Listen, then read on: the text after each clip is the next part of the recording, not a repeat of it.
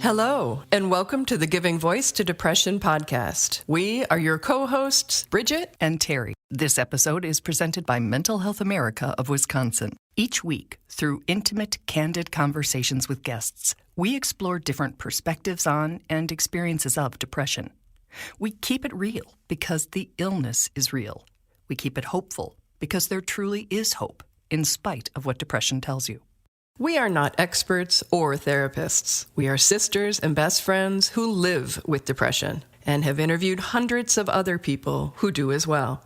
We've learned that hearing others speak openly and without shame about their experiences makes it easier to believe depression is a common and treatable illness, not a personal failing. You are far from alone. Hello, Bridget. Hi, Terry. Do you remember Venn diagrams from school? I do. There were a number of circles, often 3, in sort of a clover shape with a shaded area in the middle where they overlapped. That is the blueprint for today's episode. This week, we're exploring the impact of family trauma specifically. Our guest is Trony Small, who agreed to share his story, his brother's story, and his family's story in the hopes of raising awareness and encouraging listeners to not only start conversations about mental health and mental health challenges, but to work toward making diagnosis and treatment more accessible and acceptable. Here is Trony giving his voice to depression. When we're talking about how trauma impacts a family as a whole, it can change the whole makeup of a family. Their ability to function or trust systems, one another. I think it impacts our mental health in so many ways when we are unsure if we belong or where we belong in this world. Trony is one of 4 boys raised by a mother he describes as the most beautiful, strong, and caring person he knows.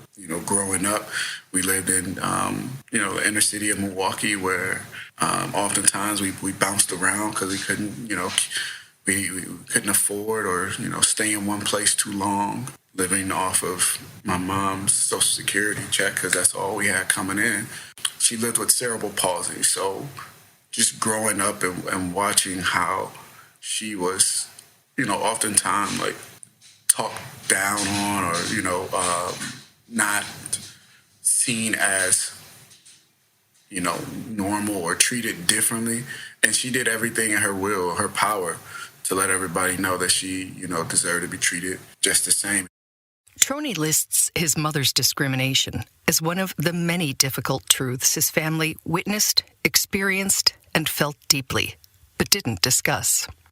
Again, we never talked about how that impacted my mom, and she never really wanted us to know truly how it did, but it hurt us to know that people treated her differently, saw her differently. Trony says that at a young age, he and his brothers experienced the trauma of loss, a lot of loss. I can honestly say that I've been to more funerals in my life than I have been to high school graduations, college graduations, weddings, all combined. I've been to more funerals than all of those together. The one funeral I will never forget, funeral of my mother. The loss of my mother is something I'll never forget and how that impacted my brothers and I. Trony was just 14 at the time. His youngest brother, Justin, was only 11. Luckily, though, we had, family who stepped up and took us in, but it wasn't the same. It was never the same after that. The things that it did to to me and my brothers, because we held on to, I guess you would say, the things that my mom or my family had instilled in us, like what happens in the home stays in the home. To me, they kind of created this whole, we don't talk about it sort of a thing. Trony says instead of talking about the difficult, confusing, or heartbreaking things they confronted, his family prayed about them.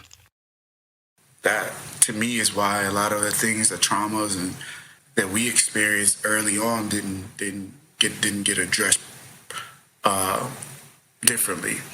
I am a believer that God will heal, God will save, and God will, transform. And and all of those things. Is just that I also believe that God puts people and things and allows people to, be a support, a vessel, or a helping hand. So that we don't just lean on our own understanding about things that we don't really understand, like our mental health. And in our family, mental health was really one of those things that we really did not understand and did not address all of the trauma that had impacted our mental health.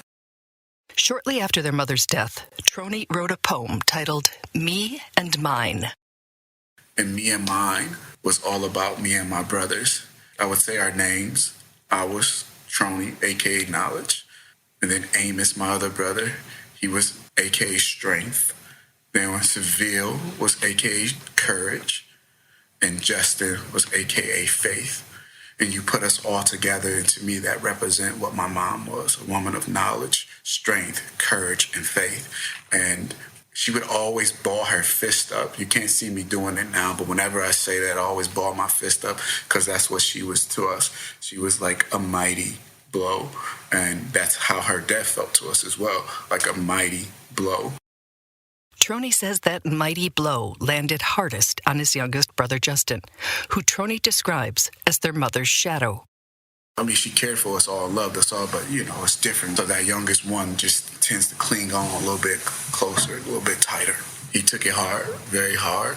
I didn't realize how hard until I started to learn more about trauma and loss and grieving. We couldn't do what my mom did, you know what I mean, and really care for him in the way that he needed. Because, again, Because you were children. We were children ourselves, right? And we didn't understand how this all... We knew it changed where we lived. We didn't know how it was going to change the makeup of our brains or how it was going to impact us emotionally, but it did. It did. It hit us all hard and differently. Justin was diagnosed with and bullied about a learning disability. He just wanted to be, not to just be accepted, but he didn't want to have to struggle as hard as he was. I mean, he had enough struggles already. At age 16, Justin's struggles intensified, becoming more concerning and more difficult to understand. Trony says the family responded according to their understanding at the time. Not saying we took him light, we just didn't know how to address it, so we took him to church. We prayed. We got family to, surround him, and we prayed for him and for his mind, for his heart, for everything, for his soul, because we were afraid that we were losing him in that way. I believe that, it helped some. It definitely helped some. Or maybe it didn't. I don't know. Because when I think about it, I felt like he recognized that we were concerned for him, and he recognized that he needed to do something to stop us from being so concerned or looking at him differently. And I believe he just started to suppress or mask his illness, which at that time we didn't know it was an illness. Later, Trony reached out to someone he knew at NAMI, the National Alliance on Mental Illness. I can remember talking to my brother and trying to have those conversations with him about what I had learned about mental health and what it means to have a mental health condition. And if I didn't have that resource or, that support, I wouldn't have been able to have that conversation with him. His reply, well, there's nothing wrong with me. There's something wrong with the world. And I would have to agree. He's right. There's a lot wrong with the world when it comes to better understanding how to love, support someone who is living with a mental health condition, suffering with the mental health condition. The way we treat them is not the same way we treat someone who is living with cancer or heart disease. And that's unfortunate because they need us just as much. Their journey is just as hard. And if they're on that journey alone, which my brother felt he was. He felt he was on that journey alone. So why would he go and get help, if nobody really cares to understand what he's living with or going through? Why would he talk to anybody about it? Years would pass before Justin, in what could be called a mental health crisis, called authorities. And they recognized that he was delusional, and he was taken to the mental health complex. That's when he was assessed and evaluated for his illness and was diagnosed with schizophrenia and bipolar disorder. It's not that he's crazy. It's not that he's, he has an evil spirit in him. It's not just those things. He has a chemical imbalance that is causing him to hear voices, see things, spiral into, a manic state. And without the proper help and support, those kind of things just get worse. It did. Just 5 months after Justin's diagnosis, Trony and his brothers suffered another mighty blow. The illness took over him, and he believed the only way to stop his suffering was to end his life. Justin died by suicide at age 23. Again, it still is one of those things that I feel like we could have done more, we could have done better, Trony now works to help other families know and do more and better. And these are the kind of things that we see and hear about often in our Black communities, that instead of reaching out to someone who may be exhibiting signs or symptoms of a mental health condition, we'll slap a label on them. We will, stay quiet about it. Oh, ain't nothing wrong with him. Be quiet. He all right. Instead of coming together and coming up with a plan on how we can support them, help them on their journey and address what they may be experiencing. Better understand, again, equip ourselves with the tools and information. Trony, the father of 5, says since his brother's death, he's been more diligent about understanding and taking care of his own and his family's mental health. He believes the work we do under our own roofs is critical. But families exist in communities, societies, countries, and focus, prioritization, and access are needed at all levels for true and needed change to occur. The reason why we're not seeking help or getting help, there are lots of barriers for accessing those services, that can help promote healthier outcomes or better outcomes for people who are situated like my brother was. This is the impact of not having these tools and resources in our community. That's what probably frustrates me the most too when it comes to when we talk about mental health. That a lot of people will say, yeah, we're having the conversation. We're having the conversation. The conversation is good to have, but what action steps are we putting in place? And if it is such a, important issue, or if the concern is deep enough, why does it take so long to put the resources, the support, and in place? I don't know if I can say this on the air, but I know they say it always goes back to the dollar.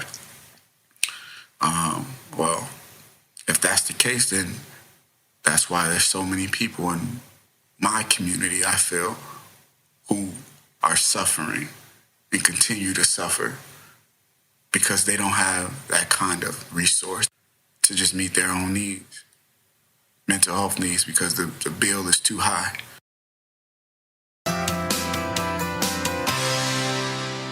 Trony now works as a family navigator, helping other families get the assessments and treatments that they need. We will link to the Next Step Clinic, which is a collaborative program with Marquette University and Mental Health America of Wisconsin, a supporter of giving voice to depression. We'll also link to a video featuring Trony if you'd like to learn more about him or his family. Thank you so much, Trony, for sharing your love for your family with us. And for working so hard to make other families hopefully not experience the trauma and pain that your family has. We truly hope that our podcast brings a little more understanding, helps you better articulate your experience of depression, or better understand how to support someone else's. We invite you to join us for daily posts on the Giving Voice to Depression Facebook page and on Twitter and Instagram at Voice Depression. It is a comfort to be among fellow travelers on depression's dark road. And remember, if you're struggling, speak up. If someone else is, listen up.